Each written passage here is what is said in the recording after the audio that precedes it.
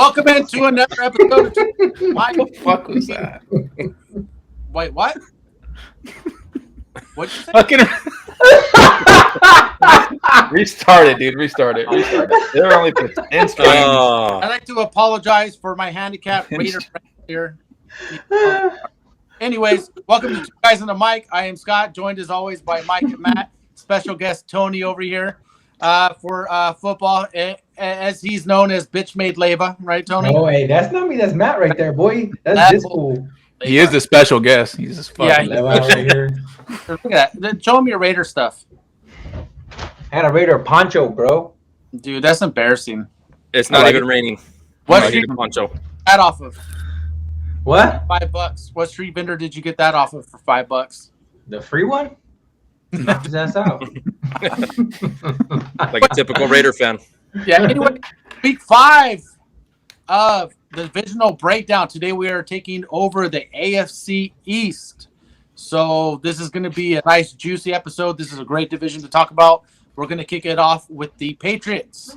So, guys, Patriots probably have the most brutal schedule in all of NFL. I mean, if you look at they have no breaks other than playing the Raiders. And I don't even know if they're even going to beat the Raiders. And they're bye week. Yeah. in Las Vegas. But with all that much hope, bro. Don't give me hope. Don't give me hope. You guys got to win at least one game. Not against Mac Jones.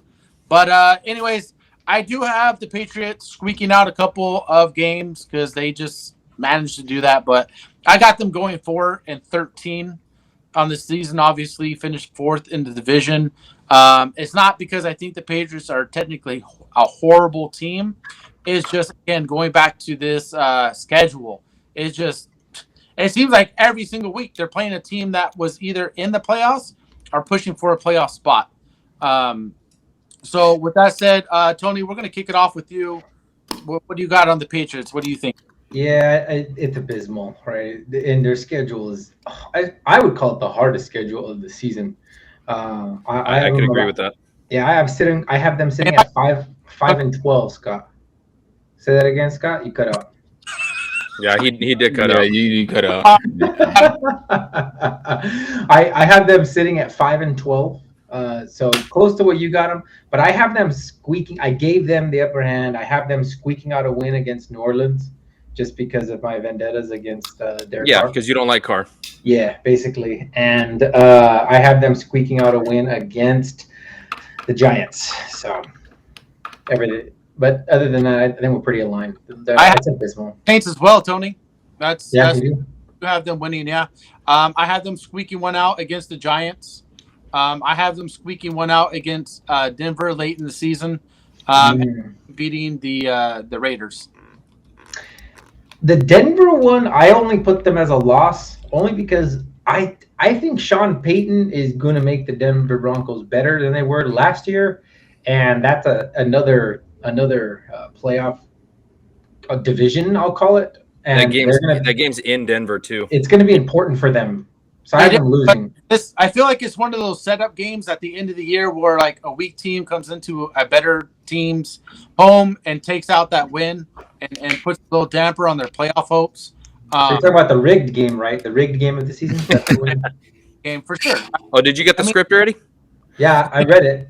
I mean, I got them coming into that game with 3 wins. You know, who else is going to think that they're going to lose to Denver? So I do have that on the list as far as a loss. They could possibly, if the Jets have a locked up win, or even the Buffalo, because they finished off the season against Buffalo and New York. Either of those teams could have a playoff spot much locked up or the division locked up by then. Then maybe possibly they're playing some second stringers, but. That's another possible win, but yeah, I don't see for sure no more than 5. But Mike, Matt, I've got them going 3-14, 4-13, and I mean it actually really was tough to pick games that they could pull wins out of. And I actually think they're going to go 3-14, 4-13, and Belichick is gone. Ooh, I was going to ask the question at the end of this game session or game discussion. Do you think that they get rid of Bill Belichick? Matt has a little spiel here. Yeah. Matt, What do you? No, I got them like Tony. I got them 5-12. Honestly, I got the same wins as Tony said, but I got a little upset. I think they can beat Miami week 2. Really? Beginning of the year, come out slow out the gate. Who knows? But I think they can beat Miami and New England. I'm going to give Mac Jones another shot this year. I mean, I'm down on Mac Jones. The Mac Jones hype was real about 2 years ago when he came out. But now he has an offensive coordinator this year with Bill O'Brien coming back in. Bill O'Brien ran that offense with Tom Brady. I understand he's not Tom Brady, but it's better than what he had with Matt Patricia. Matt Patricia was a defensive coordinator calling offensive plays last year, not knowing what to do on offense. So, with Bill O'Brien there, with Mac Jones and Ramondre, I think they could squeak out a win against Miami. But I still have them as 5-12, like Tony. He still doesn't have any receivers though. Yeah, Devontae Parker. Yeah, he doesn't have any. And then I know you and I had talked about this a little bit, Matt. One guy that you were saying to watch there was Jalen Hurd. He just retired today. Yeah, I saw that. Yeah, he retired. It's unfortunate. Yeah. There was a lot of anticipation for Hurd coming out of the draft. Back when the Niners drafted him in the 3rd round, and injuries just derailed his career. He never really got settled in, and he ended up retiring, which I was surprised when I saw that today.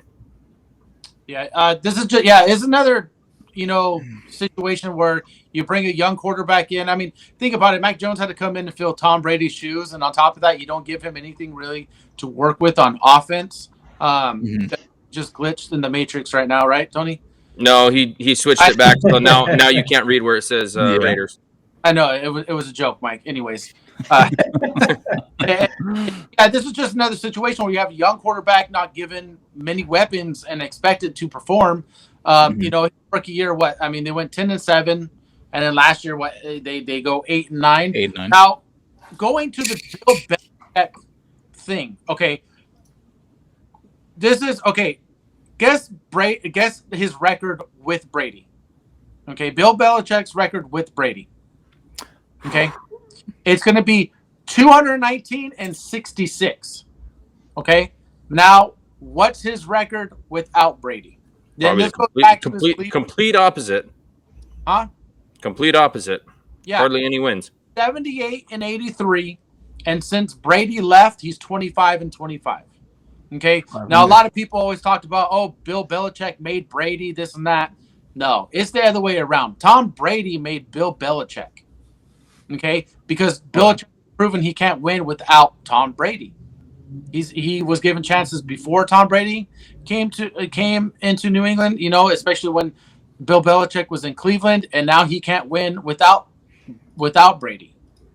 So I do think it is time now for the Patriots to move on from Bill Belichick, and go from there. I think also, I know you guys will probably disagree, but I think trading Jimmy Garoppolo was a mistake when they did it. I think they already had Tom Brady's replacement in. Now, I know Jimmy Garoppolo isn't like top tier quarterback, but I would put him definitely ahead of Mac Jones as far as talent wise goes. So that's just my personal opinion, but I would have just kept Jimmy Garoppolo, just let him continue to sit. It is what it is. Let him play when it's time to play, and go on from there. So, but that's just what do you guys think? Belichick stays? Is it time for him to go? I think it's more of a question: is Belichick there at the end of the season, or is he let go during the season? I don't think they would disrespect the man like that, Mike. There's no way they would disrespect him like that. I've been hearing and reading stuff that there's a lot of not animosity, but a lot of rough around the feathers, I guess you could say, in the organization with him. There's no way that Kraft would do that to Bill Belichick. He knows too much outside of just football, right? Kraft's a fucking crafty man. He's got some fucking like shit skeletons in his closet, and I'm guarantee you Bill Belichick knows that shit. He's not gonna disrespect Bill Belichick like that. There's no way Kraft does that to Belichick. It's not gonna happen. Yeah, I totally agree with Tony. Matt, I don't care what the news says. No, for one thing, Bill Belichick runs that defense. That defense they were a top 10 defense last year. So the only thing, they always put out. They drafted a few defensive players. I believe they acquired a cornerback this offseason, Jonathan Jones. They're going to be great on defense. All this comes down to is what's going to happen on the offensive end.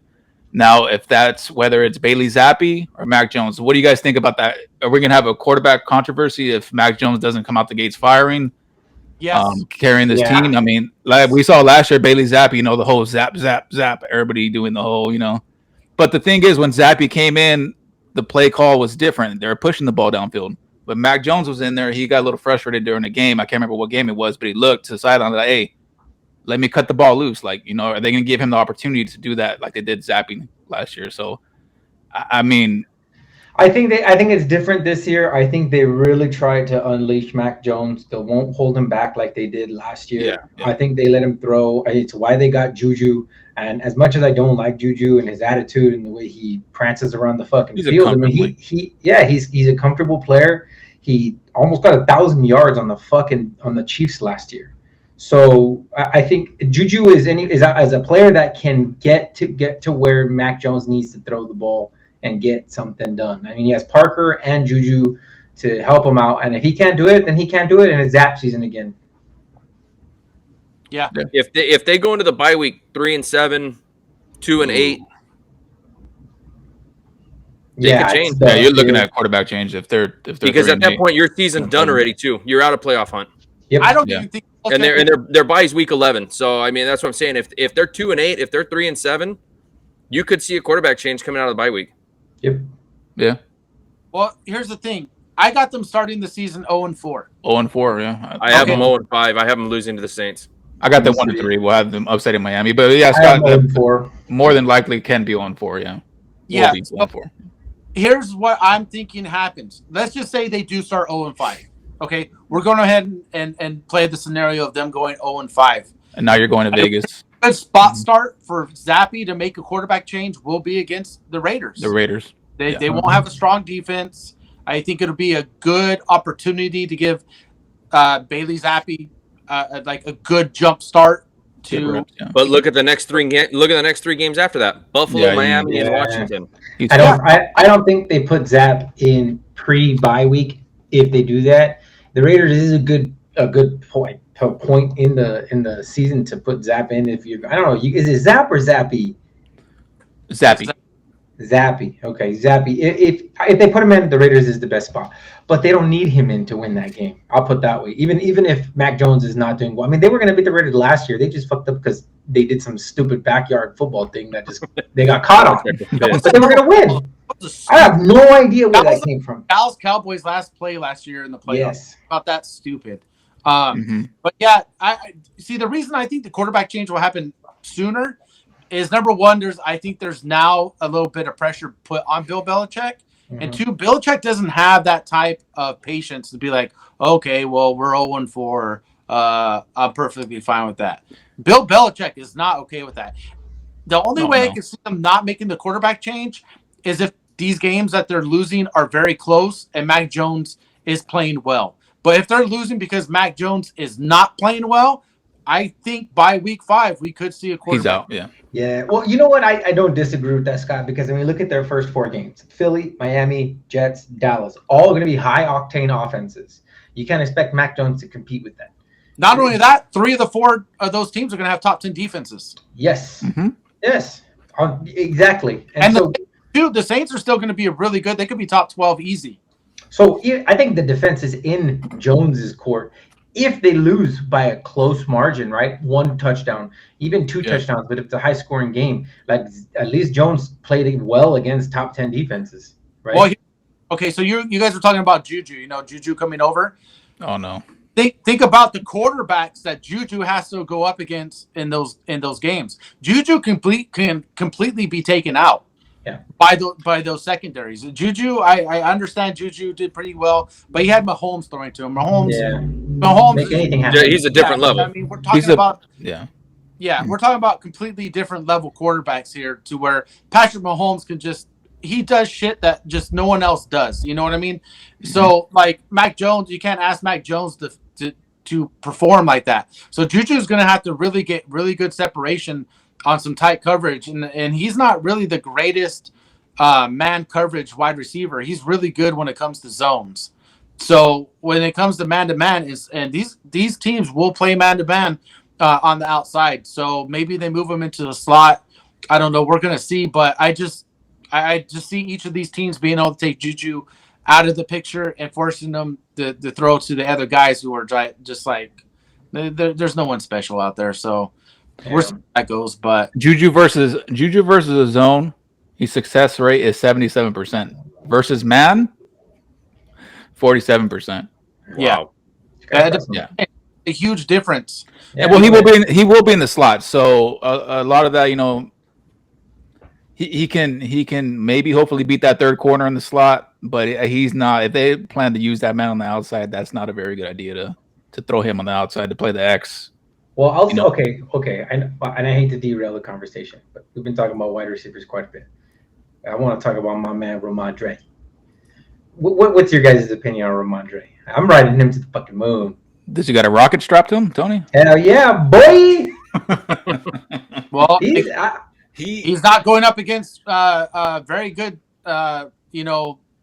games where he's just going to go off against these defenses. These are good. These are good defenses. A good. I mean, week 1 against Philadelphia, he's going to get about 35 yards. well, Yeah, but When's he have an easy run defense? Vegas. Yeah. New Orleans. And then after that, when's his next one? You can run a little bit on Miami. He had last year he had over 1,000 yards rushing, and he had 5 games under 8 carries. 2 of those games were 6. One of them was 4. Yeah, they don't give him the ball enough. But at the same time, we're talking about they need to allow Mac Jones to throw more, but they're not giving Ramondre the ball enough. So I don't know what their offense. They have a top 7 offensive line. I think the rushing's going to be fine. You know how they like to do, pound the ball, get the ground game going. But I mean, I understand about the rushing average. 5 yards a carry last year? That was tied 9th in the NFL. So he's a top 10 rusher as in terms of yards per carry. But where he makes his money is in the passing game. I mean, checkdowns. We had 87 targets, 69 receptions, 421 yards, and 2 touchdowns. So I mean, he's just not a one dual. He's a dual threat guy. He can catch the ball in the backfield. He has great hands. So I see him he's still going to be a great quarterback, man. Do you think they signed a running back then? That's another thing. I think they will. The depth behind him, I want to say it's a rookie from last year. It's Pierre Strong and Kevin Harris are back there, and you can't rely on second-year guys. I think Pierre Strong was a late 6th, 7th round pick last year. I think they're going to add a veteran back, whether it's Fournette or Dalvin Cook was set. I think he met with the Patriots this weekend, or he's meeting with them today. It was the Jets yesterday.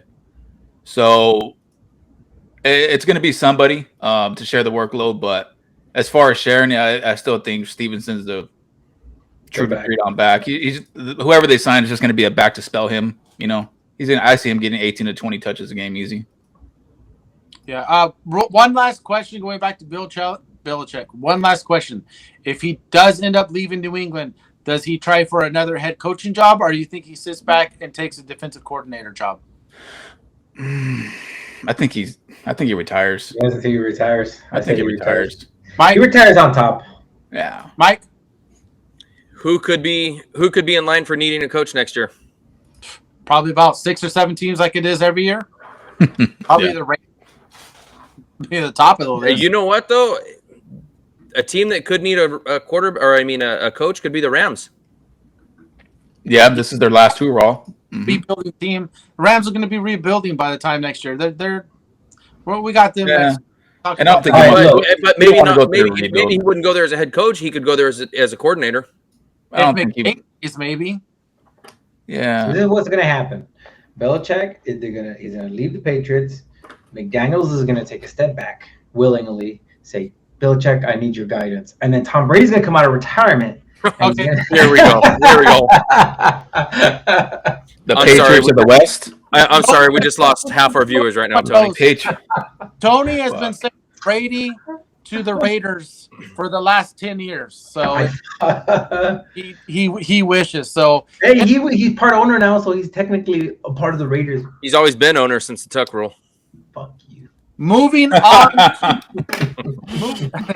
Anyways, moving on to one of my favorite teams, which I think is going to turn around this year, the Jets. I liked all the moves that they have done. I think Robert Saleh is a great head coach, and I have them going 12-5. Yes, Scotty. Tony, are you on the same page? 12. I have them taking the division. Thank you. Whoa. Wow. Thank you. Yep, it's going to be close. Them and Buffalo. Close. It's going to be really Close. close.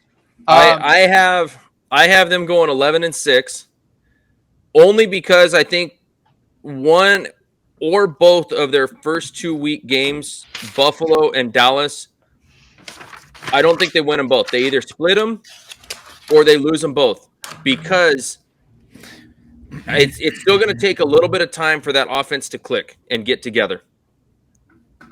So it wouldn't surprise me if they lost one or both of those games. I got them going. I don't have them winning the division, but I have it a 3-way shootout at the top of the division. Matt, you, because you look very disappointed. I know. No. No. I'm on Mike. 7-10. No, hell no. What the hell? So before the bye, I have them 3-3. I have them losing to Philly, Kansas City, and Buffalo. First game. I got them beating Buffalo week 1 because they're home. I think the home advantage, and I think that crowd's going to be ready to see Aaron Rodgers. I think it's going to be loud. I think it's going to be crazy. And it's a primetime Monday Night Football game. Well, no, I think the Jets are going to want to come out and make a statement against Buffalo, who's obviously the other top tier team in this division, and come out and I think it's going to be a great game. This is going to be a low scoring, beat the shit out of each other type of divisional game, and I'm all about it. I also have them beating Philadelphia. Wow. I also have them beating Philadelphia. Surprised they are. It is a home game. I think they beat. It's going to be another really good game, but I got them beating Philadelphia. But I do have them losing to Kansas City, though. But so I got them losing to Denver. So do I. Really, I have them beating Denver. At Denver? No. I just don't. I don't trust Russell Wilson. I like Denver's defense better than the Jets' defense. Way better. Yeah. Well, one of the things about their schedule is it does start off strong. The first 6 weeks are horrible. It is. Their second half, I actually have them after the bye week. I have them maybe losing one game. That first 6 weeks of gauntlet right there, man. Yeah. Okay. This is the end of their season. Week 13, Atlanta. Week 14, Houston. Week 15, Miami. 16, Washington. Week 17, Cleveland. Week 18, New England. Arguably, all of those games are winnable. Very winnable. You could even go week 12 against Miami, and that game's in New York. Yeah. Well, no, I have Miami and the Jets splitting. Yep. I have them losing against the Chargers and Miami after the bye, and that's it. They beat everyone else. And Miami, they split with Miami, but they lose in the away game, not the home game. Yeah. I don't have them winning division, but I do have them as a wild card team. Yeah, I mean, this defense. Now, listen to this defense. I know everyone talks about how good their defense was. They gave up the 4th fewest points in the NFL last year. Okay, these are the 3 teams that gave up less points than them: 49ers, Bills, Ravens, and the Ravens only gave up 1 less point than them. Okay, those are top tier teams. Now, here was their problem: their offense. They scored the 4th fewest points in the NFL. Okay, so. Now you take out Zach Wilson and you take out Mike White, insert Aaron Rodgers. Okay. Now I know a lot of people are talking about Aaron Rodgers not being the same quarterback, and he wasn't last year. Okay. Aaron Rodgers. He was unhappy last year too. Well, hold on. Look, he threw the fewest yards he has in a complete season. He his completion as far as yards per completion, 2nd fewest in his career. He only threw 26 touchdowns. He did throw 12 interceptions. His quarterback, his rating of 91.1 was also the lowest in his starting career, but his QBR, 25 points lower than any other time in his NFL career. Okay, so obviously I think Mike, you're onto something as far as he was unhappy last year. He really didn't seem to catch fire till the second half of the season. He was just being this fucking princess for the first half of the season and all this bullshit. But I think now he don't do drugs when he took that pay cut. Ayahuasca. Yeah. But No, that pay cut that he just took, he dusted off $35 million off his contract. that's Tells a lot of me- money. He cleared the books to bring people in. Yeah, He's going to tells play. Yep. He's tells me going to play. happy. It tells me he's happy. He really wants to win there. Now let's go back to what the quarterback situation was last year. Okay, Zach Wilson. He just needs to shut the fuck up and stop. Like, he just needs to stop talking, dude. This dude's mouth gets him in trouble all the time. Let me read you off some stats last year. 9 games, 54.5% completion percentage. It's fucking awful. All right, he threw for 1,688 yards. 7 average per completion, 6 touchdowns to 7 interceptions, 72.8 rating, QBR 36.5. Now, Matt, I know you do like Mike White a little bit with him, maybe possibly if Tua gets hurt, whatever. We're gonna get into that. Mike White had the same stats as Zach Wilson. He was literally Zach Wilson 2.0. 58.9% in 4 games. He was 59.8% completion. 1,192 yards at 6.8 a clip, 3 touchdowns to 4 interceptions, a 75.7 rating with a QBR of 37. All right, there's just no difference between Zach Wilson and Mike White last year. So them bringing in Aaron Rodgers, I automatically bumps them up and at least to a top 15 offense, which I think is going to be good enough to get the job done. Now, with that defense, absolutely. Yeah, not even that. So let's move. You know what, Mike? You talk first because you never go. Mike, you talk first. Okay, so I have them also 11-6. Wild card. 3 teams out of this division making the playoffs. Yes, Yep. with that. I'm on that. So it's. I agree with you. Their offense is going to take a huge step forward. Their defense is still going to be just like they were last year. They're still going to be a top defense. And in reality, the team's got nothing to lose. There's nowhere to go but up from where they were last year. I know there's high expectations for the team, but you've seen it in the past. Rodgers can still play at an MVP caliber level when he is happy. And a change of scenery, I think, probably is going to be great for him. Now he has Nathaniel Hackett. He truly was unhappy in Green Bay the last year. Well, he got Favre. So, I mean, he got Favre, and now he's in the Jets, and he's going to just dominate. I just feel like Aaron Rodgers is going to come in and show his best self. He did the little hut thingy, which he couldn't even complete, where he sat in the darkness forever, and he couldn't even complete that. But, I mean, he did one of his little freaking drug rituals. But I think that's going to, he feels good. He's doing something new. He's going to be back to the old MVP Rodgers. But my favorite piece of this offense is Garrett Wilson. The kid got 1,100 yards with Zach Wilson and Mike White throwing to him last year. It was 50% of the receiving yards between those two. Yes. And some of that was Joe Flacco. He was slinging. Okay, we don't talk about Flacco. That's why I disrespect the man. Flacco had over 1,000 yards. I don't want to put his. I mean, it's Joe Flacco. Out of respect for him, I didn't want to put his name in the same sentence as Wilson and Mike White. But whatever. It just, I feel like Wilson, and it sucks to hear that he got hurt. A low ankle sprain. But I feel like once he heals up, he got a month to heal up before the season starts. Let's get this ball rolling. Take it easy. Let's hit it hard. And he has Rodgers out there with Randall Cobb, who knows how to play with Rodgers. I think Wilson he can be the next Justin Jefferson. I just feel like he can dominate the way he runs his routes. With that, how much does this open up the window though for Hall? Now you have to respect the pass. You can't stack the box when he's healthy. Coming back though, we don't know when he's back yet. I know, but how much is that going to help him and help the run game? Well, I mean, what happened? But look at that. If they get Dalvin Cook, what happens if they get Dalvin Cook? Bruce Hall just takes a seat back and he's an afterthought at that point. Matt, you can no. Matt's got a theory about this. If Cook goes there, I'll let Matt. If they're bringing any running back in, that gauntlet. Their first 6 games are pretty tough, dude. If you take a look at their schedule, the first 6 weeks are tough. I think whoever they bring in is going to be a vet, whether it's Dalvin Cook or Fournette or whoever, just there to buy Brees Hall some time, get his legs underneath him from the injury. And let's say Brees Hall starts the season on the pup. He has to miss the first 6 weeks. They have a bye week 7, comes back, ease him in, first couple of weeks.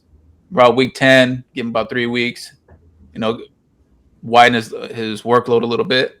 I think by week 10, 11, he should just be just fine. And whoever they sign as a vet is going to have to take a backseat to Brees Hall because this man was the number 6 running back through 6 weeks last year as a rookie. If he would have played a full season, he could have been possibly a top 3 running back in the NFL, 100%. So whoever they sign is just there to alleviate the carries. I would say to start the year and even later in the year. They don't want. I don't think they want to break him down for the postseason to give to this kid about 20 to 27 carries.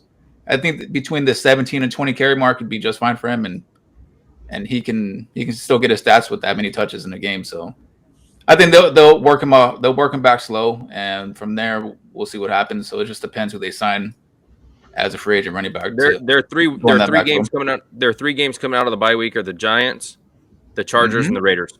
That's where you want a healthy Brees Hall to take advantage of that schedule and not rush him back.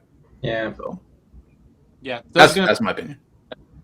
They could easily win, but the Jets. I got the Jets at least tying for the division lead. It's going to be tough to take it from Buffalo, but I'm excited for the Jets. Oh yeah, I'm excited. I'm a huge Robert Saleh fan. Huge. I have no problem that he left the 49ers to become a head coach. Guy deserved it.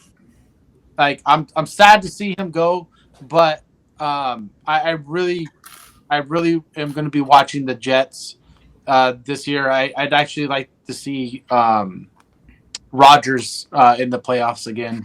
How many more years do you think Rodgers has? This year and next? The 2. I think after the 2 he reassesses.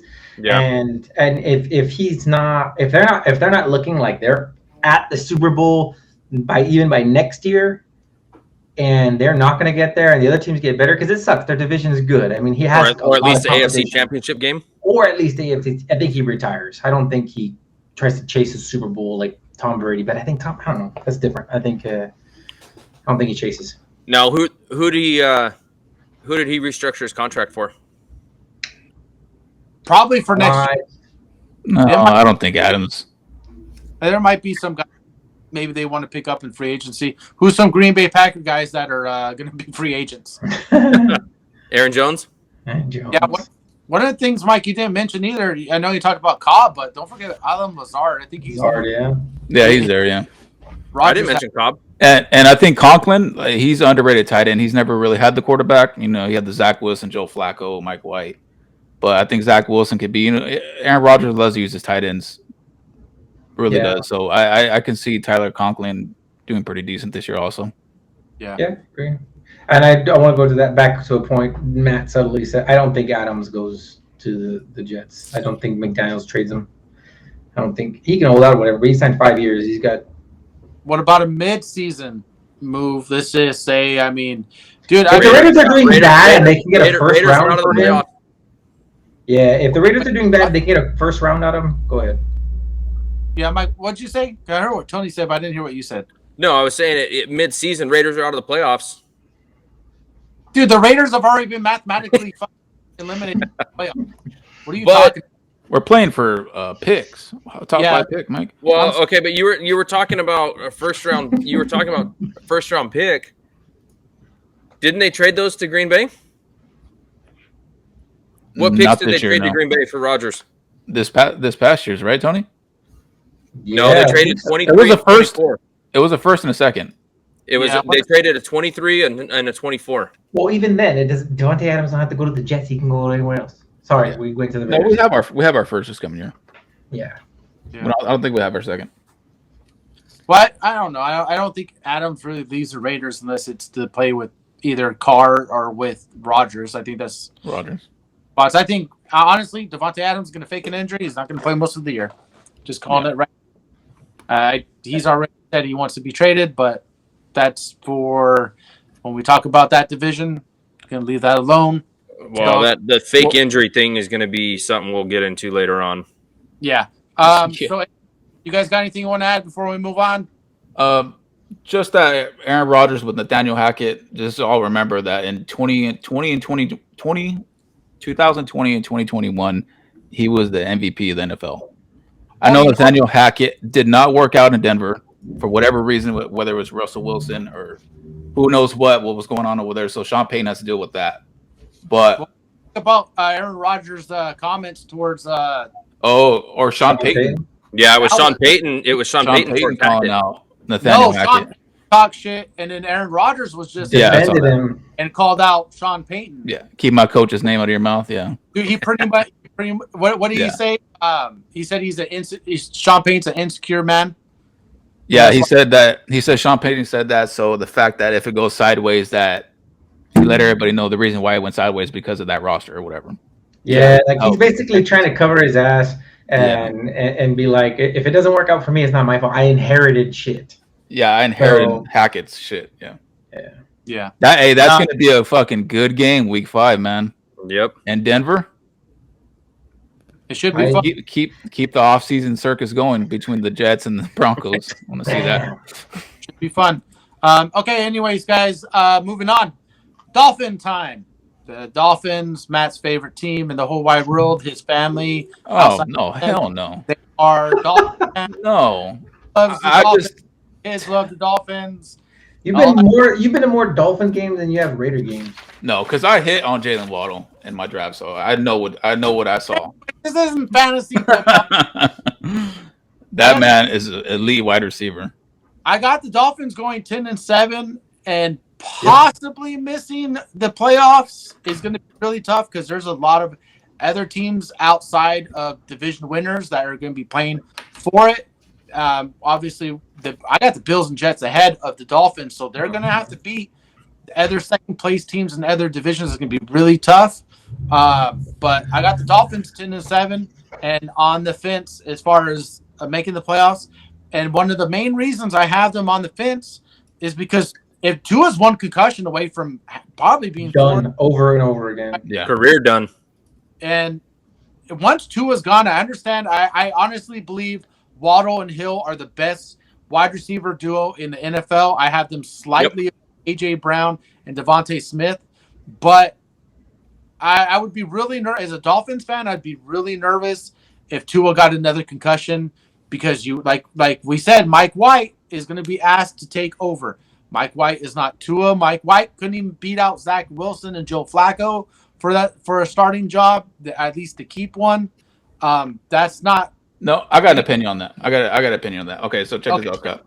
I got the Dolphins going 11-6. I got them sneaking into the wild card. I have 11-6 also. I got them 11-6 on that defense. That defense was they're middle of the pack. You know, they added Ramsey, got hurt, but they still got Xavier Howard on the outside at the other corner slot. So they have a good defense. He's great.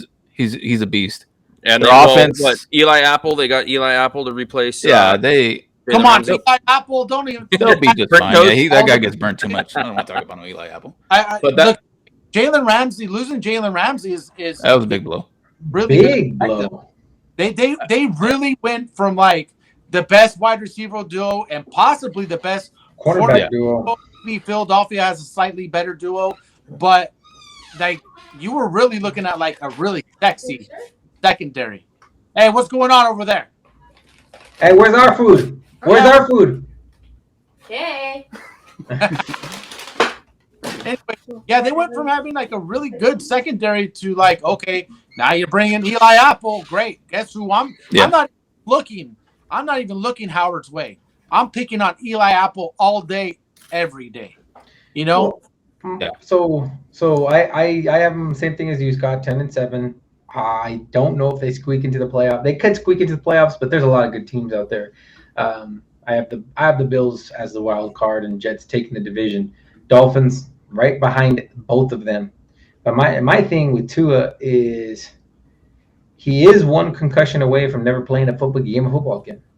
He had the scariest scene in any NFL game that I've ever seen. Like when his hands were like that, like that's like for me, it's negligence on his family's part and the NFL's part to continue to let him play.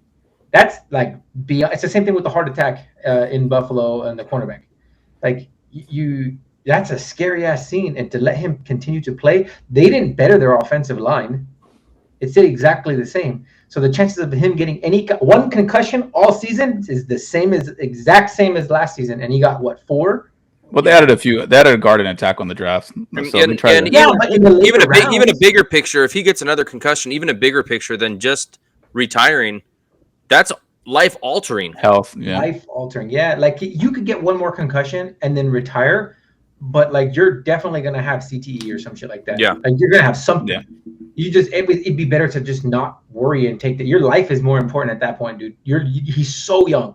He's so young to have. I mean, I get it. Concussions happen in the NFL, but it was how close they happened to each other. Yep. Yeah. That's what the biggest concern to me, and that's why I think there was complete negligence on all parties. Yeah. Now, Tony, you're probably too young to know about this story, but this reminds me a lot of the Steve Young situation. Matt, I don't know if you even were old enough during the Steve Young, in San Francisco, but it was the same thing. He had gotten some concussions, and they were like on the fence about whether he should retire or not. And I remember against the Arizona Cardinals, as soon as I saw the hit, I knew that was it. Steve Young was never going to play another snap. It was a blindside blitz, and that was still when you can go high on the quarterback. He got hit in the back of the head. Done. It was an ugly, ugly hit.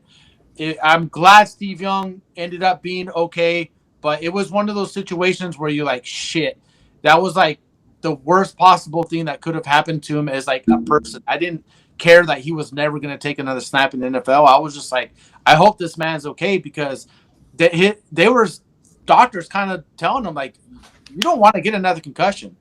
So Tua's kind of in that same situation where it's like he gets like, now I know there's a lot of different types of, I've had 2 concussions my whole life, and they were kind of different. One I could still walk around and I was okay, but the other one, like if I stood up, like I was dizzy, I couldn't do anything, like it was crazy. So that last concussion that Tua got, I mean, I couldn't even play. I don't know. If I was him, I would have retired after that one. He's so young that you don't know what. Even if he never gets another concussion for the rest of his career, at this point, because he's so young, you don't know how that's going to affect you like 20, 30, 40 years down the road, right? Because he had a couple concussions in college, correct? Yep. I think one. So, and sometimes once you get that one concussion, it's easy to get. They're easy to come back and happen. So, I mean, I don't know. It just See, with Tua at the helm, they're 8-3. Without Tua, they're 1-6. 8-3. Oh, With Tua? last year you were saying, yeah. No, their last year's record. They're 8-3 with Tua. Yeah. So the ship runs through Tua. Understand that. Yeah, and so like our record predictions are definitely based off Tua being healthy. I got 11-6. Oh yeah, I think if Mike White comes in, he can keep the team afloat. I can see them winning 8 games, 7 games. I'm not saying they're going to win 11, 12 games with Mike White, but it depends if Tua goes down. Like, their easiest stretch is probably after the bye week. They got Vegas, they got Washington, they got Tennessee. Those are probably the easiest games outside of like Carolina on their schedule. But they're going to need to be healthy for the last 4 weeks. They're going to need everyone on deck. Mm-hmm. They got the Jets, they got Dallas, they got Baltimore, and they got Buffalo. To me, those 4 games. The only one of those games on the road is Baltimore. The other 3 are in Miami. It doesn't matter, because you know what? All 4 of those teams carry defenses, and guess what's travels? Defense. Buffalo may have locked up Buffalo could have locked the division already at that point too. Yeah, perhaps. But Miami's still playing for a wild card. Yeah. Perhaps. Yeah. Or maybe Buffalo is fighting New York for the division lead, and that game's freaking huge. Yeah. Yeah. So regardless, it's just close division, very close division. This is going to be a great division to watch. It's going to be a battle all year. It really is. It's going to be fun to watch. But another thing I want to talk about is their running backs. They probably have the three fastest running back trio in all of the NFL. Yep. I know you're talking about Davion A-Chain. Matt, I understand he's small. He's only 5'8", 100 pounds. The guy ran a 4.3. The dude can run. Quick. Okay. Raheem Mostert. Dude can run when he's healthy. Jeff Wilson, another dude can run. So the speed that they have coming out, now they don't have that bulldozer back. I don't know what they're going to do as far as like closing out games. First and second down, yeah. Mm-hmm. Yeah, but man, as far as like screen passes, getting these wide receivers out in the flat, getting them wide, they're going to be dangerous when it comes to the run game. They got guys that can easily turn, a simple carry into, a 50, 60-yard touchdown, like at any given moment, just based off of their speed. So I think using a trio of those three guys is going to be great. I think you just rotate those guys and go from there. Yeah, I think that's the advice that I would give to their running backs. Aren't anything special outside of their speed, but if you turn this into instead of trying to have a 3-down back or even like a 1-2 punch left and like in every drive, I think you have a running back by committee, but with all three, and I think that's how you dominate. I think the first man out is Jeff Wilson. I think he's going to get the early down work. A-Chain's going to be that change of pace guy, that coming out the backfield, taking those receptions to the house. That man, I've seen him run his 40. He's, like Scott said, he's electric. Mostert, will come in there and share with Wilson, but I think Wilson is the first man out of the backfield to get those between the tackle touches and everything. So, well, and if you got three guys that are constantly rotating too, you can wear down a defensive line. That's exactly what Philadelphia does. Rotate the backs, keep them healthy, keep them fresh. You're not going to be that goes into then how Philadelphia is. You're not going to be consistently pounding the ball when you got those two receivers on the outside. But that's just like Philadelphia. Exactly. Well, offense. There hasn't been a Super Bowl champion for a while that just has a bell cow. Has a workhorse, yeah. It's always about you have your one guy that can ground and pound, and then you have your guy that can receive. Like it's always a rotation. But the thing about all three of these guys is they're not necessarily the same running back, but man, all three of them can fly. Just get the ball in their hand.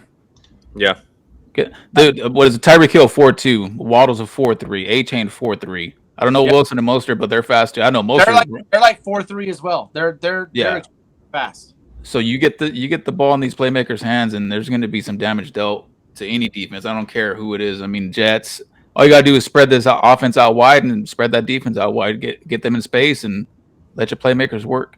And that's why I understand Mike White's only had 8 career starts. Drafted in 2021. Only 8 career starts with the Jets. Obviously all of them with the Jets. But I think now with Mike McDaniels in this system, Mike McDaniels, I think he's the Sean McVay. I think he's in that upper echelon with the offensive play calling. I think he's up there, and I think he's going to get this offense in the right spot. So if anything did happen to Tua, I'm not saying it is, but I think Mike White is capable. I'm not saying he's going to win 12 games, but he can lead this offense to a capable, stat line. I'm not saying they're going to win a lot of games, but Tyreek Hill can get his, Waddle can get his. I'm not saying this offense is not going to be dead in the water without Tua. But with Tua, this offense is elite. One of the most elite offenses, I think, in the NFL, next to the Eagles. Yeah. I agree. Agree. Moving on. Buffalo Bills. Now, I have the Bills and Jets tying atop the division. I don't know the tied, but I got the Bills going 12-5. They do have a pretty tough schedule, but the Bills, you can never count them out. Josh Allen, and you got that great defense. They're a handful on both sides of the ball. But I got them going 12-5. Matt, I don't think you've started yet. You can go ahead and jump off on the Bills. No, I got them going 12-5 also, but I got them winning the division, not tying. So I just think this offense is explosive. I mean, it comes down to, we all know what Stephon Diggs is on the outside. It's just now if Gabe Davis can take that next step. I mean, last year he was a total wash at the wide receiver position. He was just he wasn't relevant. Yeah, he was unreliable. Yeah, he was not reliable.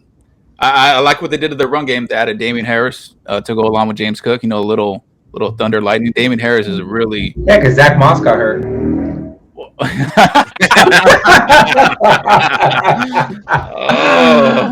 Inside joke. Okay. You know, going to James Cook, man. I actually have James Cook as my biggest breakout. Yeah, he's gonna. He could possibly end up being a 3-down back. I mean, that's not saying much when you got a running back that runs the ball as much as a quarterback that runs as much as Allen. Yeah. Yeah, but I would like to see them pull back Allen from running so damn much. They need to. I think that's why. I think that's the whole Harris acquisition. I think Harris is going to get all the red zone touches, but between the 20s, I think James Cook can be electric. Like Scott said, out of the backfield, dump offs from Josh Allen. I understand he don't dump off the ball too much because he gets that pressure. He feels that he steps up and rolls out, but they needed to let him know, like, there's situations to do that, but we got you these playmakers for you to get the ball in their hands and for you to stay healthy and to keep this offense on the field and keep it moving. But Josh Allen had 7 of the 15 rushing yards that the team had. Yeah. Or, I mean, 7 of the 15 rushing touchdowns. Yeah. To be honest, I feel like Josh Allen does take that next step to being more elite than he already is. And and I think it goes into saying they got him all these weapons to not like pushing Patrick Mahomes elite. Yes, and I say that only because look at the step he took from his rookie season to the second season.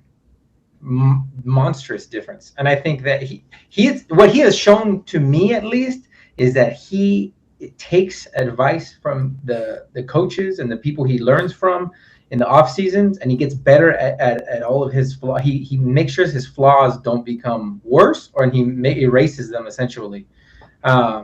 He works very hard. I mean, he's from where from. He comes from a small town, and I feel like people who have a hard work ethic, it shows. And with Josh Allen, it fucking shows.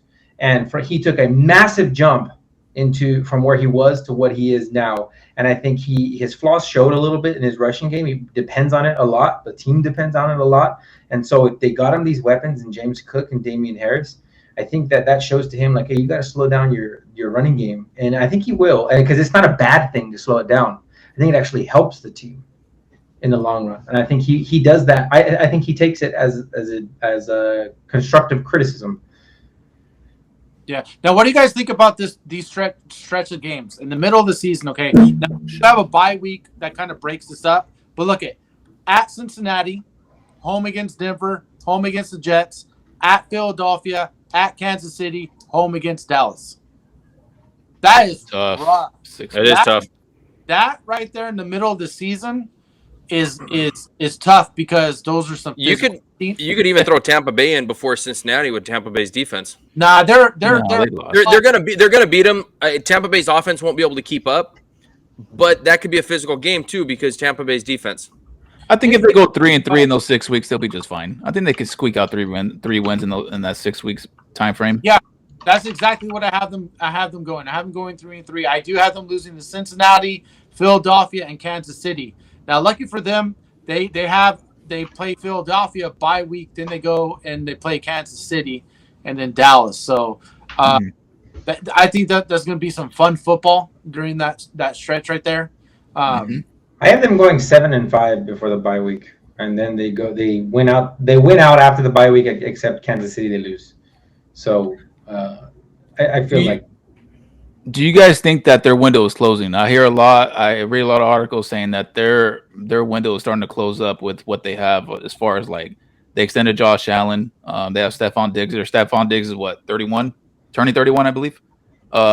Is their window closing as far as like Super Bowl? I think they need to draft another playmaker to set them up next year. They draft people on both sides of the football. Yeah. Well, this defense was the number 2 defensive points allowed, and as far as defense, so the defense is still great. I mean, yeah, but it's just what I'm trying to say, Matt, is I don't think they have a rookie starting on either side of the ball. No, no, they do. They got that's what I was going to talk about, the X factor on offense, but they have Dalton Kincaid at tight end. They traded up in the first to get him. Yeah, that's true. So, but I did like Knox, but tight ends typically take 2 to 3 years before they become anything on offense. But Knox was the number 3 receiving weapon. Yeah, And I think Kincaid, this kid, they've been talking about. I've been reading up a lot about Kincaid out of Utah. Drafted number 26 overall in the first. He's 6'3", 240, but he played wide receiver in college and tight end. He was that hybrid like a Kyle Pitts. And I'm hearing that he is not playing tight end in camp. He is playing wide receiver. He's playing the slot. And they still have who was it? I can't even remember his name now. The other tight end. I just lost my Knox. They still have Knox playing tight end. They'll run the 12 personnel, have Knox as the tight end, and have this kid in the slot. And if that happens, then I see him having success in this offense. If he plays wide receiver. One signing I really liked on offense. It's not a huge piece, but I think he went really under the radar last year from Miami, and that's Trent Sherfield. Oh yeah, mm-hmm. I really like his signing. I think he's a really, really good depth piece, and I think he's going to be great when they run four wide receiver sets, or if Gabe Davis goes down, or just maybe isn't taking that step forward that everyone thought he was going to take. I think Sherfield is kind of an underrated wide receiver. So I think he could be okay stepping in and doing some stuff. But I really like that was just a signing that really not too many people talked about, but I was a big fan of it. I thought it was a really good piece. And speaking about Miami, they replaced Sherfield with the guy from the Jets. Why can't I not remember his name? Burrows. Who? Burrows, I believe it is. Why can I not remember his Paxton name? Berrios? Thank you. Yeah. Berrios. I thought you were saying so. Yeah. I actually thought he was trying to say Plexico Burris. He's in the club again. Don't give that man in the club with the weapon. No one's out here shooting himself. But yeah, I think that was a good signing. I think he's going to fit well into that offense. Yeah. And then give them a little extra something, but that's quite interesting. With that, I still have Buffalo on the top of this division for now. Yeah. But like you said, like you guys said later, I have the Jets. The Jets. I wouldn't be surprised if the Jets win this division. Let me say that. I would not be surprised if they win this division. But I have Buffalo at 12-5, winning the game, winning by one game, winning the division by a game. But that's why I said at the beginning. I said I have it as a 3-team shootout because Miami's still going to be in that mix. You know what it's going to really come down to? Which division games heads up. No, which three of these teams stays the healthiest? Yeah. That's really what it's going to come down to. You know, each one of these teams is so reliant on what their quarterback brings to the table. Some teams are built to manage without their quarterback, but all three of these teams need their quarterback to be healthy in order to compete in this division. Because if you lose your quarterback, let's just say Rodgers goes down. 2 games. I think even one, 2 games are done. They're done. Okay? They're done, yeah. The Bills lose Josh Allen, they're done. Okay? And if Miami loses Tua, I'm sorry, they might, like what Matt says, they might compete, but they're done. I think going back to Matt's point, I think their window is closing. The Bills. I think their window is closing. And they have 2 years. Yeah, I think they got 2 years. You got to make 2 years, or then they're gonna have a rough time trying to stay afloat as an AFC Championship team. They got to get over that Cincinnati hump. Cincinnati has been their kryptonite. Taking them out. Yep. Mm-hmm. Yep. Yeah. Don't forget on the defensive side, they got Von Miller coming back. I know Von Miller's getting up there in age, but he's still somebody that you got to look out for too. They still got Tre'Davious White at corner. Like their secondary is that defense is dominant. It's great. Defense is great. It's just what affects Buffalo is, let's all face it, Josh Allen does not have a legitimate number 2 option behind Stephon Diggs. If he had a legitimate 2, if Gabe Davis would have broke out, did his thing, but he didn't. I mean, you can't depend on him to be that number 2 option. Now they're looking for that number 2 option. If you give him 2 consistent options on the offensive end, this team can get over the hump. But well, you know what? I think, and going back to your point, Matt, I think that is exactly why they got Dalton Kincaid over Mayer, who the Raiders drafted. Oh, Michael Mayer. Yeah, if you look at a lot, if you look at their play and just how they're drafting a lot of draft boards, Mayer was ranked higher than Kincaid. But I think they picked Kincaid because Mayer's a true tight end, and Kincaid can be moved around quite a bit. I'm looking right now. Kincaid played, guess how many snaps out of the slot last year? 62% of his snaps out of the slot. 50%? Damn. 62%. 62? Dang. Okay. A lot. That is the key piece right there. I think they're going to make Kincaid the number 2.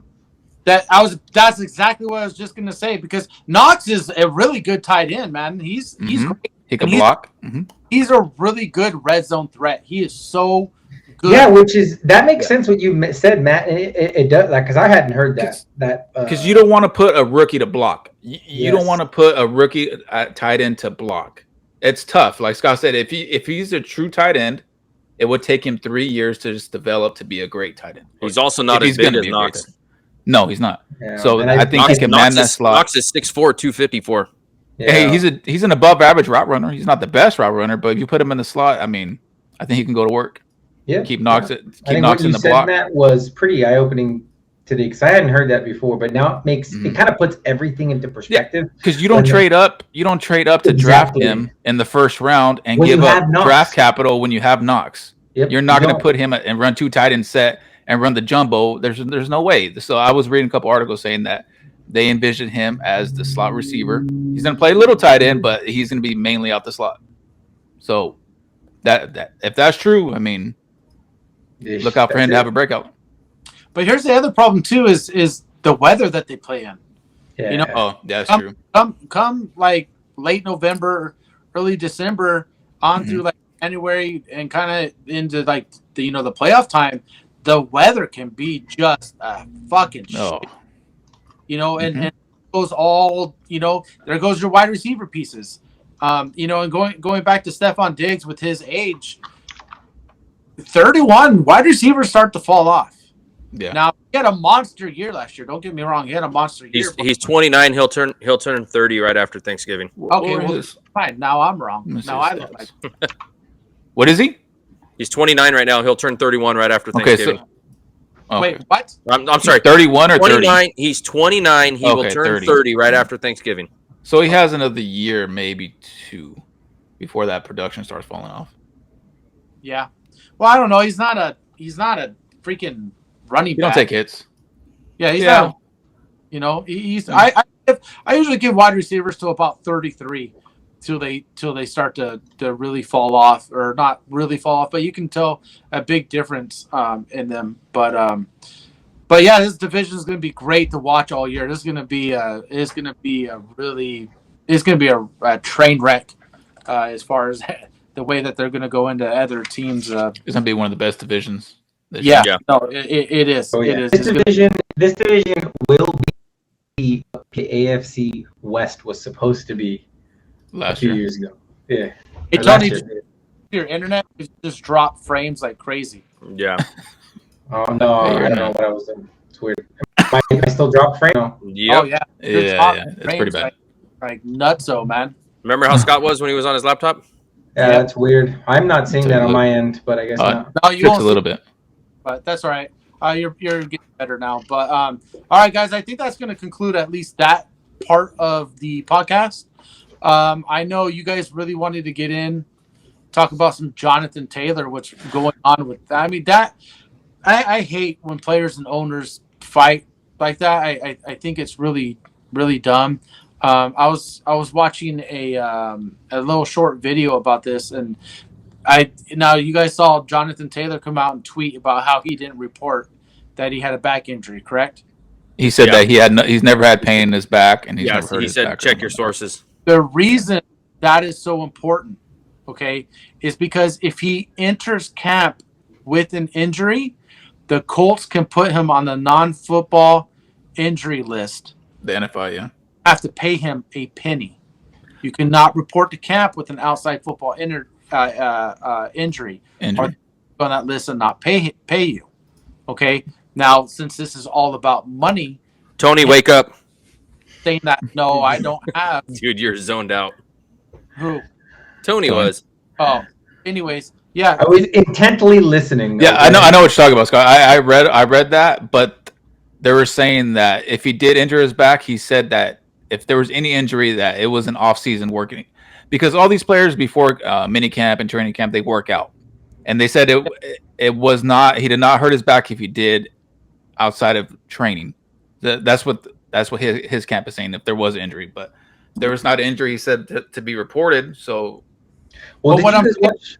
setting him up because of this whole situation. Are they setting him up? All the trainers have to do is be like, no, yeah, we can tell his back is injured, and some bullshit. Like, I wouldn't put it past an owner. And to but he could just say, I mean, I was training. I mean, everybody trains outside of it doesn't matter. training camp. It doesn't matter if you hurt yourself outside. It does not matter. You're not covered. If you're working out at home Now, you need to versus the work out- training facility, or if you're working out with like trainers or anyone that has to do with the organization, you're covered. But if I'm off fucking running sprints at a high school, I trip and fall and break my ankle, that's outside of your normal training. But that's if the organization wants to do that to you. Yeah. Now, a good organization probably wouldn't do that, or I shouldn't say good organization, but like in this situation, owner and flux. Because I'm trying to decipher who's telling the truth. yeah. You know what I I think mean? the truth's in the middle somewhere. I lean towards the player usually. I just Yeah. Did he come in something was sore, and now they're like, well, he's injured. We're not going to pay him. You know what I Or mean? did his agent tell him shut the fuck up? You didn't actually say that. Well, that's why I heard in the offseason. Knowing what the consequences could be or what they could do to him. Yeah. I think right now, I think his agent is playing it safe, not for Jonathan Taylor, but himself. He has to be, because and it's sad to say, like, he doesn't really care for Jonathan Taylor at this point in time, only because he's not due for a contract. He's not due for a contract, and of those three big running back talkers, who was Jonathan Taylor, Josh Jacobs, and Saquon. Saquon signed. Josh Jacobs is holding firm. Jonathan Taylor is being all kind of finicky, and when Saquon signed, I think that kind of put Jonathan Taylor in a bucket of like, man, I'm not in a position to act like this, but he is. I don't think I think it's going to be not work in his favor whatsoever. I think the reason is because I just read another article today that Taylor fired his previous agent, and he is with the new agent right now. And this is when all this stuff started popping up. The agent, not the player. Yeah. Mm-hmm. So he saw this whole running back and flux thing and decided to try to get Jonathan Taylor, who's his client, paid before the contract comes. So and Jim Irsay's not budging. So yeah. Now here's another issue: is if they put him on that, that list as far as non-football injury, how long do they keep him on there? Do they just leave him on there and say, all right, well, screw you. You've been way too loud this offseason. One of the things I understand that players like to talk about, what's going on in the organization, but there's some things I really wish they would just really like not talk about. And one of those things is when you're beefing with your front office, keep that to yourself, man. Mm-hmm. Just keep it to yourself. It doesn't need to go and spew out, and everyone knows all the dirty laundry that's going on with the organization. Now, if the organization is if you do that and after your contract's up, what team's going to want to take that on? Exactly, knowing that you could be a PR issue. Yeah, Antonio Brown, for instance. Yeah. Now, obviously, he's an extreme case of that. Yeah, nobody wants to take on that PR nightmare like that. Yeah, he's just go ahead, Scott. Yeah, I was gonna say I understand the players want to get paid, and they should. They should get paid. Yeah. They're the ones that are making the owners rich. It's not the other way around. You know what I mean? Don't act like that. Time, you have to understand your rookie contract was structured for X amount of years. You signed it, and that's the end of it. You like anytime you sign a contract, you're agreeing to those terms. You are saying at that time, this is what I am worth. You are agreeing to it. You didn't try to find them for more money at the beginning or anything like that. You're just like, okay, this is my worth, and da-da-da. This is why I hate when, like, players sign their second contract, and then a couple years later, like, well, I want to restructure. I want more money. Dude, that's what you signed. That's what you agreed to. That's what they agreed to. Do they pay you when you pull a hammy and miss 6 weeks? Mr. Saquon Barkley, or blow out your knee or whatever? Absolutely. that organization is out all the money that they owe you. But then as soon as like you have one good year, Mr. Josh Jacobs, you're demanding all this money. Like what happened to the years before that? You know, like I know I'm kind of contradicting myself as far as what I said last week that running backs should get paid, and they should. But there's a way to go about it, and airing out all the dirty laundry and talking about how you're doing all this FaceTime meeting shit with all the other running backs in the league. It kind of does start to look a little bad on their part, because that's why they have agents. That's why there's negotiations. I think why you pay an agent. What sucks for Jonathan Taylor, I understand kind of where he's coming from. The talent, he is not a second-round talent. He was drafted in the second round by the Colts. This man is a top first-round pick. Should have been. He got drafted in the second round, but what affects that is the rookie pay scales. This isn't 2010, where these rookies are drafted and you get all these guaranteed money and you can negotiate how much you want, right? Now, you get drafted in the second round, you come in with a pay scale. You can't go above or below what that position is, for what was he drafted? 34 overall. So whatever pay scale that is, he's slotted in there. So it's kind of like you can negotiate more money. You got to negotiate with. I think the only thing you can negotiate is like guaranteed money. Okay, even worse, he was 41. So 41. Here's what I think coming from the Colts organization. Had Jonathan Taylor stayed healthy all year last year and had another monster year, then yeah, pay him. Yeah. He hurt his ankle last year. He had off-season surgery. I don't think they're 100% sure how much they might get out of him this year. So why sign him to a new contract when you don't even know how much of the season he's going to be healthy for, how effective he's going to be? So you got to do it for more than one time. Yeah, I agree. So in my eyes, I look at the situation like, okay, I understand you've outplayed your contract prior to this, but you got hurt last year. Let's see it again. Hurt for a while. Yeah. We don't know what you're going to be this year. How about this? How about we go into the season, you show us that you're healthy, and you show out, and give you a new contract. In season, Didn't Dak do something like that? He banked on himself. He played on the out franchise that one tag. year. Yeah, he banked on himself. He played. He got paid. It's also a different position. This is running back. I understand it's a different position, but it's the same concept. Yeah, I agree. It's the same concept. But I think Taylor's screwed either way. This is the wrong organization to be asking for a contract. They have never signed their elite running backs to any contract extension. Look, I'm gonna tell you right now. Joseph Adai, drafted in 06, 4 years. Probably got to go back to Edgerrin James. Free agent. Nope. Edgerrin James, 4 years, gone. Nope. He went to Arizona after that. The Cardinals. And before that, Marshall Faulk, 5 years. After that, went to the Rams. They do not extend their running backs. And Jim Irsay, I don't think, is going to sign Jonathan Taylor. He said he's not going to trade him because he's under contract, but I think when it comes down to it, Taylor is not going to get a contract from the Colts. He will be playing somewhere else in about a year or two from now. Well, I think his contract's done after this year, isn't it? Yeah. Oh, yeah, it is. It is. And I don't think they'll franchise him. I was just going to say, do they tag him? Not based off their whole. This is dating back to 1994. I don't think they tag him. Or Jim Irsay's dad was the owner. There is a situation. I was reading it yesterday with Jonathan Taylor. Like if he stays on this list you're talking about, Scott, or the list that they put him on before when the season starts, and then the NFI. The NFI. If he stays on that list or something like that this year doesn't count. It's not. Yeah, exactly. So he still becomes a free agent next year, but he's a restricted free agent. Yeah, but they can. Them having to restructure it, they're still going to have to sign to a contract. And like Matt says, they have a history of not signing their running backs. They won't. Matt, I think even at that, I don't think at this point Jonathan Taylor is probably like, well, screw the Colts. I'm not going to sign back here anyways. Why would I want to sign a contract with a team that doesn't even appreciate me as it is? So. Yeah. But he needs to ball out in order to ensure a payout next year. Exactly what I was going to say. If I am Jonathan Taylor at this point, I stop talking.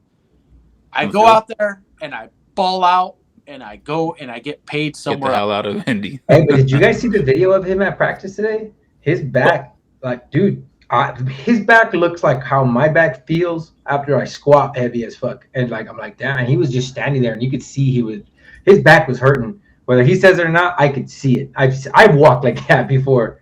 That shit hurts. So he's going through something. I think if he's on the NFI list, yeah, it's gonna hurt him. He won't get paid. But I think the Colts, they could sign a veteran running back. But what they got right now is Deion Jackson, Zach Moss. He broke his arm. I would be like, okay, you don't think I'm worth anything? You go into the season with that as your starting running back and see what happens. To let them know, like, this is what you got besides me. Yeah, and here's that they need Jonathan Taylor because they got a rookie back. Yeah, well, they go 4-12-1 last year. They need that running game on point. Yep, they really do. They need to figure it out. Something. Quickly. Yeah. I don't think they pay him though. They need to figure it out because I got on my fantasy team. Let's be fucking real here. I hope they don't figure it out because I want to say I screwed Matt over. And one other note I want to talk about: Javonte Williams. Oh, dude, this is scary, bro. I do not understand how this man is already coming back, saying he's ready to go out there and play. I mean, if I'm hurt, let's see. I'm like, dude, chill, like relax, chill. Yep. Like relax. You're not even gonna play a preseason game. Like, calm down. You know what I mean? Yeah, so, he's a man like the Niners are doing with Purdy. Exactly. Ease him in, and I think that, like I said it in our chat, Scott. Wow. I don't know if they're making an example out of running backs with him. Like you'll never know that this is me being a conspiracy theorist, but like making an example. Oh yeah, let him play. He thinks he's good. Throw him in. This is how much we value running backs. Man, I don't. He's being cleared by the training staff. Dude, he is. Exactly. That's what I'm saying. Like they are the ones calling the shots, and they're saying, call him good. Let's show them how much we value running backs. Doctors also called Tua good. Yeah, like yeah, that's true. The doctors are paid by the NFL. Remember that the doctors are paid by the NFL, and they will do what the NFL says. Money talks to doctors. Even Williams said he feels 100%. I don't understand. It's 10 months on August the 4th. It'll be exactly 10 months, and this man is cleared for full contact in training camp. He's cutting. He didn't have an ACL. He blew his fucking knee out. His knee is fucking brand new right now. It's not the original knee he was born with. Let's just go like that. Brand new. Dude, it's ACL, LCL, UCL, and cartilage. He tore it all. It blew up. The knee blew up pretty much, essentially. And this man, less than 10 months later is I send it to you guys every day. I'm like, I don't understand it. I don't. Is when they went in and did the surgery, maybe it wasn't quite as bad as they thought. Like, yeah, maybe he did all this, but maybe he just had like a really good surgery and just really hit. He's young enough. And he's young. Yeah, age really has a lot to help him on his side too. Yeah, everyone heals different. You know what I mean? So maybe it's just luck, pure luck. His body just healed different. Yeah. And did its thing. So, but they need to be cautious with them, though. Don't push him too hard. Like I think you said earlier, Scotty. You're only thinking about your team. You're not thinking about. No, it's just give him 4 to 6 weeks. Like if he starts the season, give him 8 to 10 touches. We got 6 weeks before the start of the season as of right now, correct? Yeah, I'll give him 4 weeks in season just to get that. To get those game reps under the belt, make him feel comfortable around live action. He's not going to. I don't think he plays preseason. He is getting a day off tomorrow, but he said he still plans to be in full pads, doing conditioning on the side. Yeah, I the first 4 weeks. Not just conditioning in shorts and a t-shirt. He's going to be conditioning in full pads. That guy, if he gets hit in full pads at practice, and you are the defensive player that hits him and fucks him up. I wouldn't want to hit him. I'd be like, nope. Yeah, nope, he's not playing preseason. Let him go. He's gonna look like an elite star at practice because no one's gonna hit him. I don't think he gets preseason reps. How many weeks do you think before they ease him back, Scott, or if they do ease him back at all, or they just give him? I think the first 4 weeks he gets 7 to 10 touches. He kind of that would feel comfortable with that. Yeah, not quite 50-50, but maybe 40-60. And if he looks good and he looks fine, I think they cut him loose after week 4. I could see it happening if he is really clear, because that's still 2 months from now. Yeah. That'd be about a year. It's actually 2.5 months. Here's who the Broncos open with, and we're not in that division yet, but we're talking about them. Week 1 Raiders, Week 2 Commanders, Week 3 Dolphins, Week 4 Bears, Week 5 Jets, Week 6 Chiefs. There's no real good running. Well, yeah, okay. So listen to those teams. As much as you want to jam Williams down their throats, you can't. You could have a backup capable, or you could have a backup running back that is capable of keeping the team in against those teams. I think P. Ryan's capable for a couple of weeks to do it. Oh yeah. Yeah. But just do not let him play week 1 against the Raiders. We don't want a repeat of what happened where he tore everything. Yeah. Don't let him play against the Raiders. Matt, who was the player? I'm going to buy you their jersey. Yeah. All right, guys, we're about an hour. People are probably falling asleep by now, so let's go ahead and let's cut this off. But next week we are NFC West, correct? Right? NFC West. We have discussed possibly doing our first live show next week. It'll probably have to be on a Monday. Sundays no longer works for our recording that we had been doing prior. So if we do, we'll have an announcement on social media. We'll get that out there. So with that said, thank you for listening. Thank you for joining, and we will see you all next week to talk about how the 49ers are going to win the Super Bowl. See ya. All right, see you guys. See ya.